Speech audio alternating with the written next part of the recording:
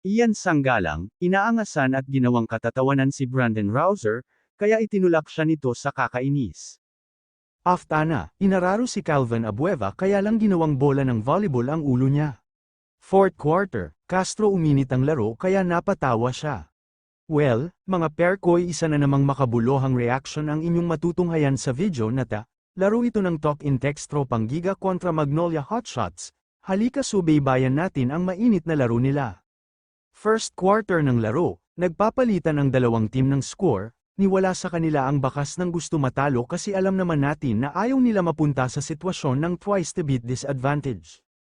At dito na nga, simula ng inaasar ni Calvin Abueva si Brandon Rouser. Matapos nga ang first quarter, bahagyang lamang ang koponan ng Tropang Giga 16-14 ng Magnolia Hotshot.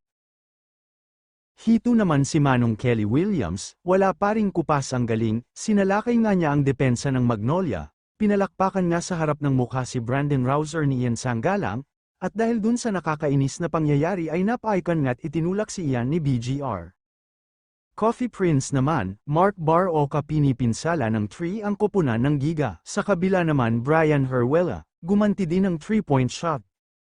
Nakuha naman dito ang unang points ni Abueva, sa Tropang Giga naman, fanfarada ay kumanada ng puntos pati si Calvin Aftana nga gumanda ang larong ipinakita ng bigla siyang napabalukto sa sahig. Dahil sa sakit ng ulo kasi binangga nga niya si Calvin Abueva kaya lang ginawang bola ng volleyball din ang ulo niya. Pinalabas na ng game si Aftana kasi muntikan nga mawalan ng malay dahil sa tigas ni Abueva. Matapos nga ang first half ng laro, nagka-11-point lead ang koponan ng Tropang Giga kontra Magnolia sa score na 47-36. Third quarter, Tris agad ang ipinokol ni Manong Kelly, binawian naman siya kaagad ni Paul Lee pero patuloy pera na lamang ang koponan ng TNT kasi mas maraming player na nakikisama sa swerte ni Williams. Si Junicio naman din nagpaawat umiscore din pero binawian kaagad sila ni Jason Castro na patuloy na nananalasa sa shaded area matapos nga ang third quarter lamang paren ang Tropang Giga sa score na 80-65. Pagpasok ng fourth quarter ng game ay kontrolado paren ng Tropang Giga ang daloy ng laro. Kung makaka-score man sila ay palaging may isasagot ang tant.